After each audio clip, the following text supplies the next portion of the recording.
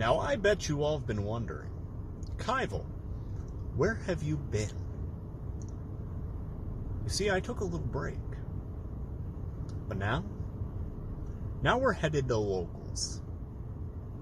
Cue the intro.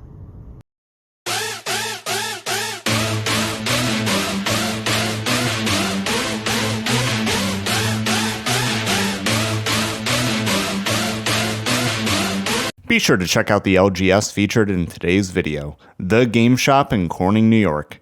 They are Corning's only local game store. They are a part of the Wizards Play Network, and they are also a Pokemon Play official store. There, you can find Yu-Gi-Oh!, Pokemon, Magic the Gathering, Dungeons & Dragons, the Digimon card game, products by Gamers Workshop, and much more. They are community-driven and player-owned. Alright guys, we are here in Corning at the Game Shop. Just got here about a few minutes ago, set everything up. Got my handy dandy briefcase full of my binders, got my trades and my tins, got my recording equipment, and yeah, it's gonna be a pretty good night. We're going to be running Cyber Dragons tonight. Not playing anything too crazy. Yeah, we'll see you inside. So, round one begins. Chris is going first. He was playing Labyrinth. First order of business, he activates Labyrinth. Going into the Labyrinth monster there, he then sets one and he passes on to me. Now, on my turn, not very eventful. We set 3 and pass. We pass and go back to Chris. Chris is going to set a card and then activate Labyrinth Cuckoo Clock from his hand, which allows him to activate a trap card the turn it was set, if he controls the Labyrinth monster. He will then go into Trap Trick, and off of the Trap Trick, he chains the Lady Labyrinth. Off the Lady Labyrinth, he will set the Dimensional Barrier. Off the Trap Trick, he will set the Welcome Labyrinth. Trap Trick also allows him to activate it the turn it was set. So he activates the Welcome Labyrinth, allows him to search. I chain D-Shifter to it, which is going to be a pivotal role in this match a little later, as you'll see. Off of the Welcome Labyrinth, he is going to special summon the Lovely Labyrinth. Due to the field spell Labyrinth, when he activates the Welcome Labyrinth, he also gets to pop one on my back row. As you can see here, he chose the middle back row. So he goes to activate the Lovely Labyrinth. In response, I activate Infinite Impermanence, which also shuts down the column that his Lady Labyrinth is in. Now he moves into the battle phase, and I activate Drowning Mirror Force. This is a very funny play to me. Completely blindsided my opponent with this. I feel like it was good deck teching on my part, since I was playing a rogue / non-competitive deck. Drowning Mirror Force can get a lot of people. That being said, the turn passes. I end up hard drawing into Harpy's Feather Duster. I drop the Feather Duster. He chains Dimensional Barrier, calls Fusion. And then I just set a monster and pass to Chris. Chris just draws and he passes. I draw. I drop the Clockwork Knight, which is one of the major staples of this deck and why I'm running Cyber Dragons in 2022. But, unfortunately here, I just flip up the Cyber Dragon Natchester and swing in for 700. And then I pass to Chris. Chris will then draw and go into the Extrav. But, off of the Extravagance, he lands into a Duality. He will then play the Duality. Chris will then summon a monster, attack into my Natchester. I lose 400. Chris will then pass to me. I hard draw into Cyber Dragon Core. And this is when things start to get a little messy. Now, off the Cyber Dragon Core, I add Cyber Dragon Emergency. I activate Cyber Dragon Emergency, and I had a little bit of a judge question. Called the judge over, made sure that I could add Cyber Dragon Vire, and made sure that it wasn't just a Cyber Dragon. that I could add. So I added the Veer. Then I special summoned the Cyber Dragon Veer because I had summoned a Cyber Dragon that turn. We had a little bit of a judge question due to the wording on the Veer saying that I could special summon it if I summoned a Cyber Dragon this turn. And shortly after this, my camera died. So the rest of the match pretty much went. I kaiju'd his monsters to go into Fortress Dragon, and he couldn't get over the Fortress Dragon, so he scooped. Going into game 2.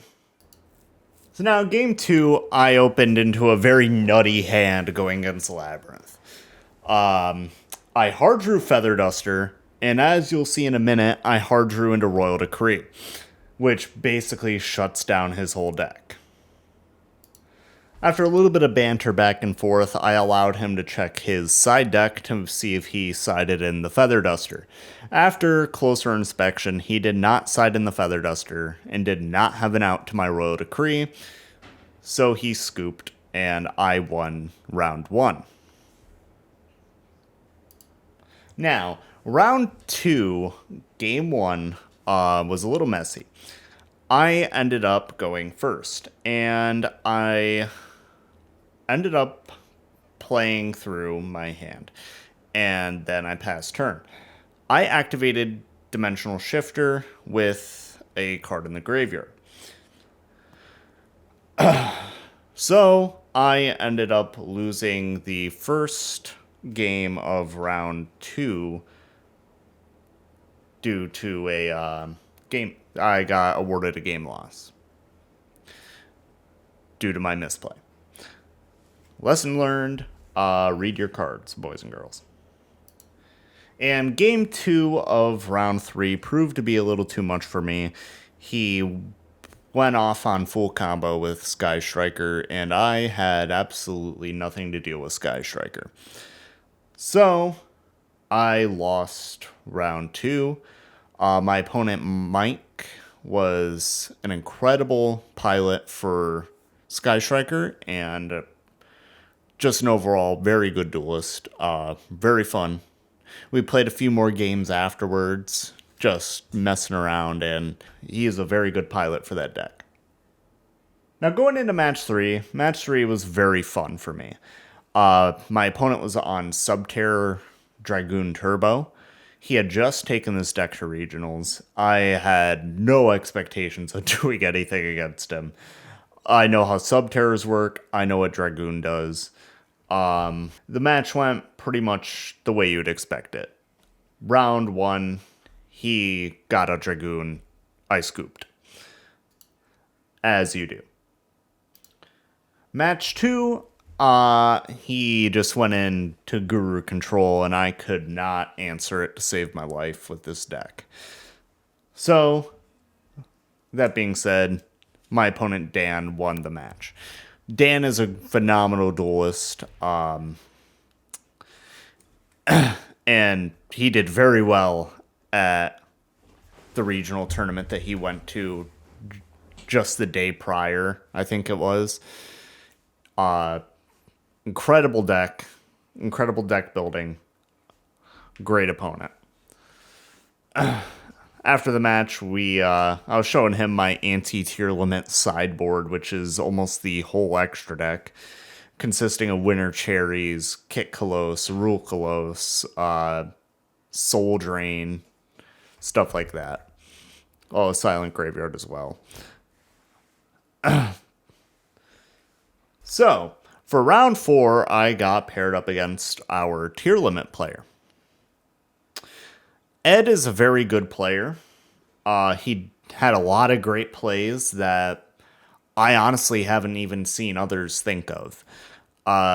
He ended up having this play where he recycled the Rukalos, which was just a great play. But this match obviously went as expected. Cyber Dragons is doing absolutely nothing to tier limit. As you can see, turn 1, he dropped the Fenrir and the Merly, and I was just going in circles trying to play around tier limits. I tried to go into the overload fusion, just was not happening. Round 1. Round 2, a lot of the match got clipped out. I didn't realize that the camera wasn't recording. But as you can see, he dropped the Rook. And yeah. Great game with Ed.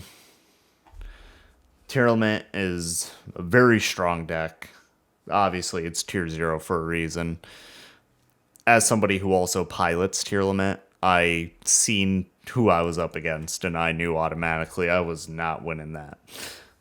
But good games to everybody I played with. Very enjoyable night. It's not about winning or losing. At the end of the day, I had fun.